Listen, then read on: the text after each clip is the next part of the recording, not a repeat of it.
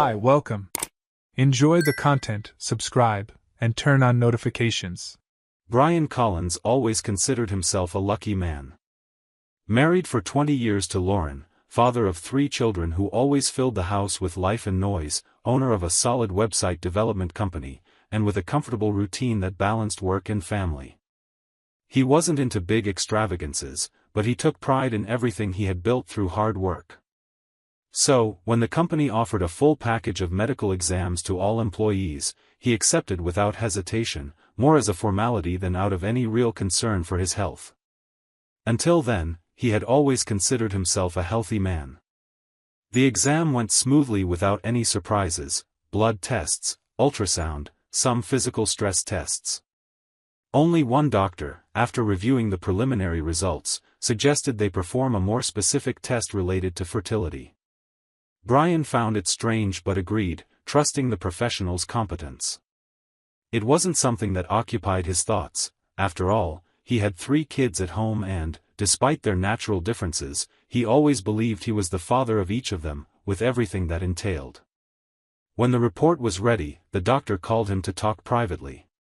Brian entered the room, smiling, until he heard words he never imagined hearing. According to the tests, he had a congenital condition that made him sterile from birth. There was no possibility that he could have biologically fathered children. The explanation was technical, full of medical terms, but the essence was clear and definitive.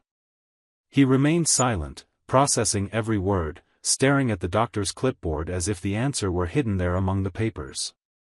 When he left the clinic, he walked through the streets like someone wandering aimlessly. He couldn't understand what he had just heard. His head felt heavy, his chest tight, and at the same time, a part of him struggled to believe there had been some mistake. He spent the night awake, trying to find a rational justification. Maybe it was an error in the test, maybe he had a reversible condition.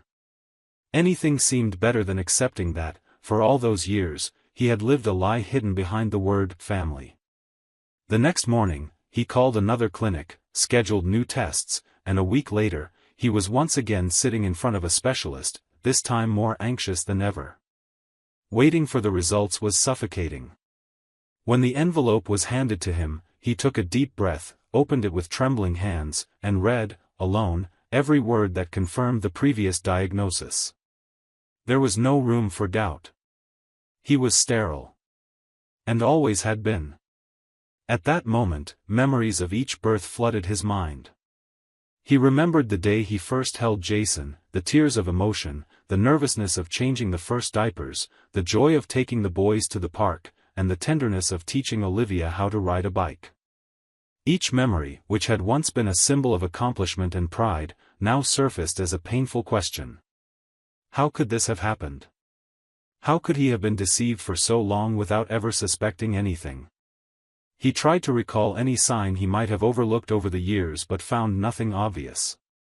She had always been a present mother, a wife who participated in decisions, trips, school meetings.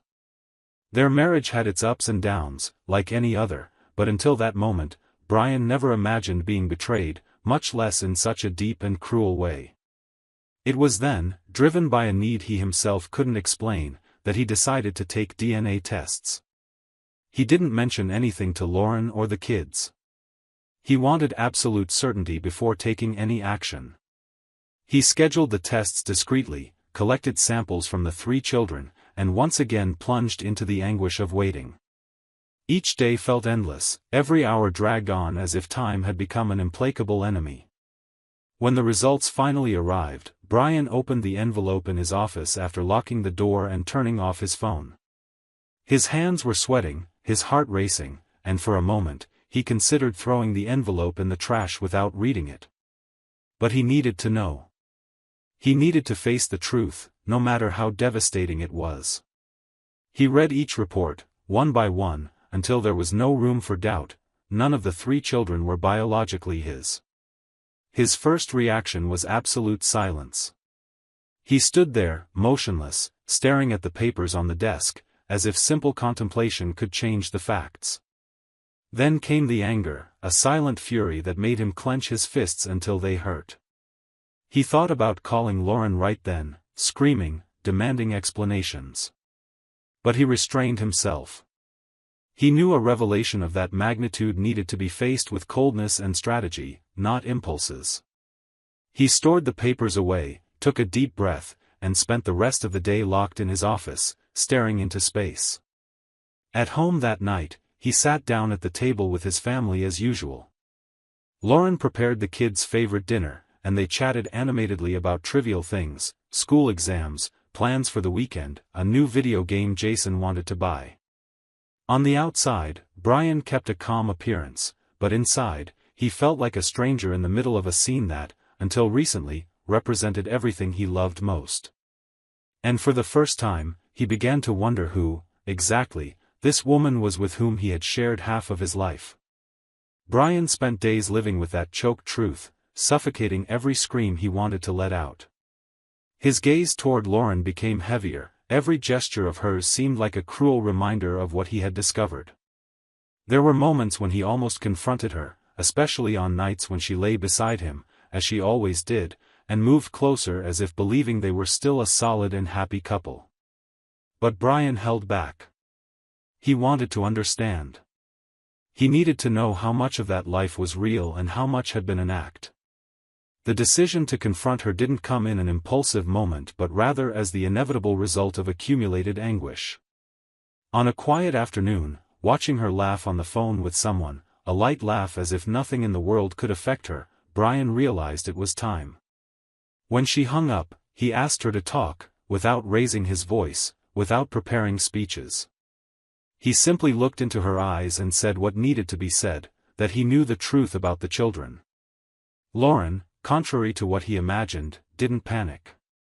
Her face remained still, without any sign of surprise or regret.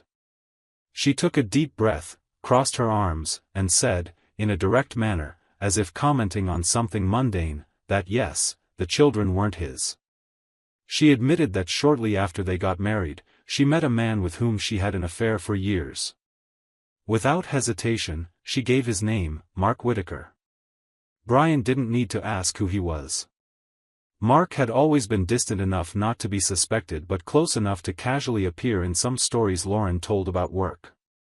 When Brian stayed silent, waiting for more, she took a deep breath and said that early in their marriage, they took too long to have children. They spent years trying without success, and it began to weigh heavily on her. Lauren confessed that for a long time, she believed the problem was with her. She felt inadequate, incapable of fulfilling what she wanted most, starting a family. But gradually, she began to suspect that perhaps the issue was with Brian, even though he always said everything was fine, that time would solve it. She explained that the pressure of age, the fear of never being able to get pregnant, kept piling up until it became unbearable. And, without thinking too much, she decided to seek another alternative. In her mind, it wasn't betrayal but a desperate attempt to achieve what they both desired, children. Looking directly at Brian, she said she did it for the family. She wanted to see the house full of kids, to live the experience of being a mother, and believed that if he never found out, nothing would change. That's why she got involved with Mark. And when she got pregnant, she was certain she was making the right decision. Every word she spoke sounded like a well-rehearsed justification, almost as if it were the most natural thing in the world. But for Brian, they felt like precise stabs, one after another. It wasn't just about the fact that she had been with another man. It was about doing it coldly, for years, and sustaining the lie as if it were an act of love. He stood there, paralyzed, trying to absorb everything she was saying. The woman he believed he knew so well, with whom he had built a life, now seemed like a complete stranger. And what hurt the most was realizing that, in her eyes, this wasn't betrayal but a sacrifice for the sake of the family. As if, instead of destroying, she believed she had saved something. Brian couldn't say anything. He just kept staring at Lauren, feeling the overwhelming weight of realizing that everything he had lived until then was based on a decision she made alone, hidden, and that she now threw at him as if it were a favor, not a betrayal. Lauren went further, saying that over time, her meetings with Mark became increasingly spaced out until they disappeared altogether, but she never thought about telling the truth. She believed he would never find out, that he would die believing he was the father of the children. And if it had been that way, in her view, nothing would have needed to change. It was at that moment that Brian realized there was nothing left to save in that marriage. He no longer saw Lauren as the mother of his children, as his life partner, but as someone who deliberately deceived him for 20 years. The trust that had sustained their relationship had been completely destroyed. He stood up and left the room, his mind racing. He walked through the house as if searching for air but only found walls that now seemed to close in on him. The place where he once felt safe, where he had created memories with the children, now felt like a carefully constructed stage of betrayal. The next morning, still with a face marked by exhaustion, he called his lawyer. He didn't want revenge but justice. He explained the case, detailed everything he knew, and heard, for the first time, a term he had previously been unaware of: parental fraud. It was a possible path, legally complex, but one that could not only dissolve the marriage but also sever the formal ties between him and the children. The decision was made right then. Brian couldn't live under a lie anymore. He asked the lawyer to start the divorce process, to prepare the documents, to file everything necessary to contest his legal paternity. There was no more room for doubts or hopes. While the lawyer began organizing the paperwork, Brian faced another silent challenge: how to coexist with Lauren and the kids during that period. How to face breakfasts, Sunday lunches, daily conversations, knowing everything he knew and planning to leave that life. Every day was an internal battle, an effort to keep up appearances until the process began and he could finally free himself from that invisible prison. In the following nights, Lauren continued her routine unchanged. She took care of the house, the children, and even made plans for the next vacation, as if the confession she had made carried no weight. Brian observed her silently as resentment and disappointment piled up. There was one detail that gnawed at him more than anything else: the memory of every moment he believed he was a father. The first time he held Jason in his arms, the fear and pride he felt, the sleepless nights with Ethan when he had a fever for the first time, the emotion of seeing Olivia on stage at school, holding a diploma he thought was also part of his own journey. All of it now seemed like a movie with characters playing roles that were never real. But he didn't allow this pain to stop him from doing what needed to be done. He was determined. He would put an end to the charade and rebuild his life, even if it meant giving up everything he thought was true for so long. As the lawyer advanced with the process, Brian knew the next step would be even harder. The courtroom wouldn't just be a place to formalize the separation but the stage where all truths would come to light, where every lie would be exposed, where Lauren wouldn't be able to smile as if she owned a perfect story. And he, for the first time in years, was preparing to own his own truth. Brian moved forward with the process as if walking down a point-of-no-return road, knowing that each step distanced him further from everything he believed was his family. He decided to move out of the house as soon as he handed the papers to the lawyer, taking only the essentials, leaving behind the furniture, photos, and all the objects that, until then, represented his life with Lauren and the kids. The lawyer gathered all the documents, attached the medical reports, the DNA tests, and prepared the petition with rich details. The accusation was clear: parental fraud. He wanted the divorce and, additionally, requested the removal of his name from the children's birth certificates. Lauren, upon receiving the notification, maintained the same cold expression with which she had confessed everything. She didn't beg, didn't ask for forgiveness, nor did she deny any accusations. She simply said he was exaggerating and that, in the end, they had a good life, and the children were happy. Brian was stunned by her ability to reduce everything to a matter of appearances. She seemed more concerned with what the neighbors would think than with the real consequences of what she had done. Weeks passed, and in court, the case took on even heavier tones. The judge, after hearing the lawyer's arguments and analyzing the documents, kept an impassive expression. Lauren, pressured by Brian's defense, was forced to reveal the identity of the biological father, Mark Whitaker. She tried to minimize it, saying it was a past mistake, but her narrative crumbled in the face of the concrete evidence Brian presented. The revelation that Mark was the biological father of the 3 children hit like a bomb, not only among those present at the hearing but also within the small community where they lived. The news spread quickly and soon reached Mark's wife, who until then believed she was married to an honest man, dedicated to home and family commitments. She didn't hesitate, she filed for divorce and kicked Mark out of the house as soon as she learned of the affair. As if that weren't enough, the company where Mark worked also took immediate action. There were clear internal policies regarding ethics and conduct, and he had violated each one of them. He was fired shortly afterward, without the right to contest. His life collapsed all at once, losing his family, career, and social respect. Lauren, for her part, saw her own stability crumble. The scandal made it to the headlines of local newspapers and then to social media, feeding the morbid curiosity of neighbors, co-workers, and acquaintances.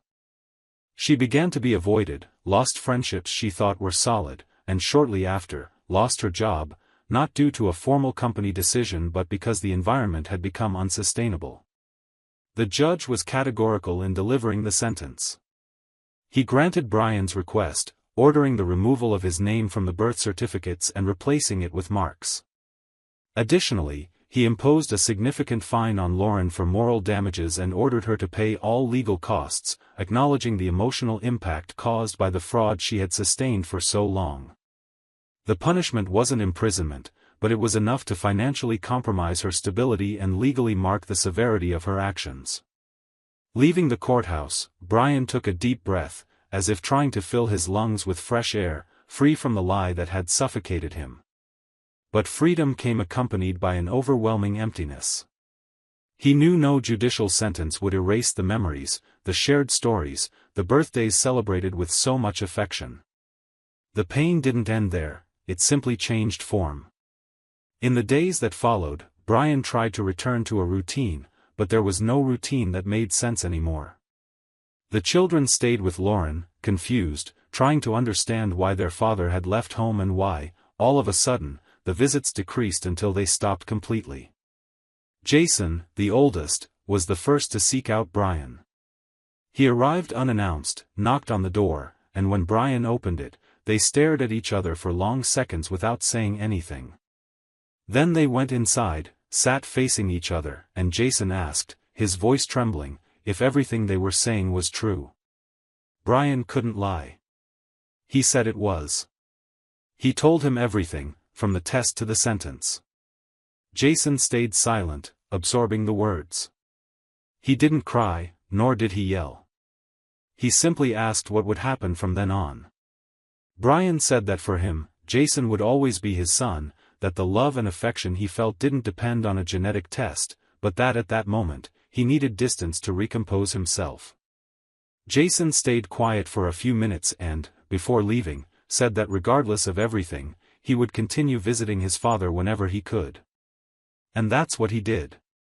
He spent weekends with Brian, helped with household chores, and little by little, they became more than father and son, 2 wounded men rebuilding themselves from a painful truth. Ethan and Olivia, on the other hand, chose to stay with Lauren. She convinced them that Brian had been cruel, that he had abandoned them out of sheer selfishness, without explaining the real reason. They believed her, or perhaps wanted to believe her, because it was easier than facing the complexity of the story. Brian respected their choice. He didn't force meetings or insist on calls. He understood that everyone would follow their own path and that time, perhaps, would bring answers that, at that moment, no one was capable of offering. But what weighed most on Brian was the realization that, even though he had been deceived, even though his paternity had been torn away by betrayal, the love he felt for those children didn't disappear with a judge's signature or the change of a name on a piece of paper. It was a love he would carry forever, silent, discreet, but unchanging. And with that love and all the scars, he moved forward, facing each day as someone learning to walk again, now with slower, more cautious steps, but also more aware of who he was and what he deserved. Months later, when Brian's routine had already transformed into something quiet and stable, he received an unexpected letter. There was no apparent sender, only his name written by hand, in handwriting he knew all too well. He opened the envelope with the same calm he now applied to almost everything in his life. Inside, a few folded sheets, filled with words that seemed to want to fix what was already far beyond repair. Lauren began the text by saying she had thought a lot before writing, that she knew he might not even want to read it, but she still needed to try. She said she was sorry, that she now understood the extent of the pain she had caused and that, if she could go back in time, she would do everything differently. She affirmed that for years, she believed she was protecting the family, avoiding that he suffer a truth she considered too cruel. Only now, according to her, did she realize it wasn't protection but cowardice. She recounted that, after losing her job, her reputation, and even the respect of her older children, she found herself alone, facing her own choices for the first time, with no escape. She said the pain of public rejection, the accusing looks, the doors that closed, forced her to rethink who she was. And amidst all of that, the only thing she wished for was to at least apologize in person, look him in the eyes, and tell him she deeply regretted it. Brian read every line with a serenity he never imagined he'd have while facing a letter from Lauren. He didn't rush, didn't interrupt the reading, didn't tear the paper impulsively. He simply followed along, word by word, as if listening to the echo of a story that had ended a long time ago. When he finished reading, he sat for a few seconds with the paper in his hands, looking at it as if trying to decipher whether there was any trace of genuine regret or if it was just another attempt to ease her own guilt. Without rushing, he folded the sheets again, placed them back in the envelope, and with a simple gesture, dropped it into the trash can next to the table. It wasn't anger or disdain. Just a calm certainty that he no longer needed it. He had already carried enough. Brian didn't want to respond, didn't want to meet her, didn't want to feed the hope Lauren seemed to place in that letter. What she expected, he couldn't say. Maybe a chance at redemption, maybe a formal forgiveness. But for him, the real lesson had nothing to do with forgiveness. He had learned, in the hardest way possible, that love doesn't survive when propped up by illusions. That the strongest bonds aren't the ones that appear perfect but the ones built on truth, even when that truth is imperfect or painful. He realized that for years, he clung to an idealized image of family, marriage, and fatherhood, without noticing that it was all fragile because it rested on carefully hidden lies. And like any structure built on false foundations, sooner or later, it would collapse.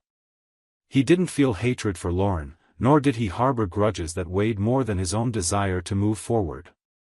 What remained was a mature understanding that, despite losing everything he believed was true, he gained something many people spend their entire lives searching for and never find: clarity about who he really was and what he deserved.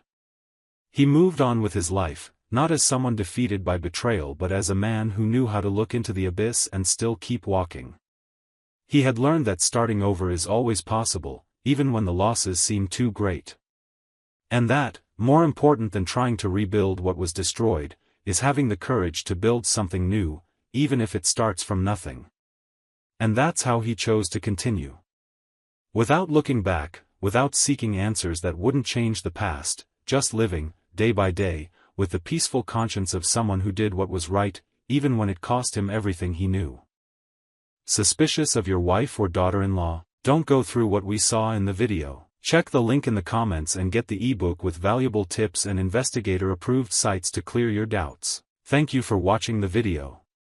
If you enjoyed it, don't forget to subscribe to the channel and turn on notifications so you won't miss any updates. See you next time.